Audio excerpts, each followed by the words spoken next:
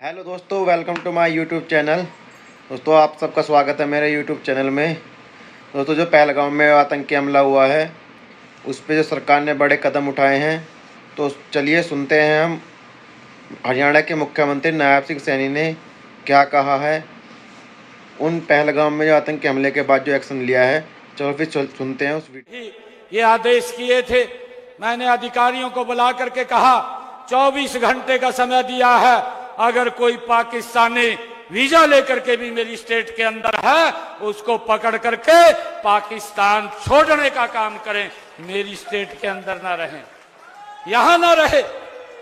हमने ये स्पष्ट आदेश अधिकारियों को दिए हैं और उसको फॉलो कर रहा हूं मैं, क्योंकि ऐसे लोगों का यहां स्थान नहीं है। उनको सबक सिखाने का ये समय आ गया है, अब उनको बख्शने का कोई सवाल ही नहीं है।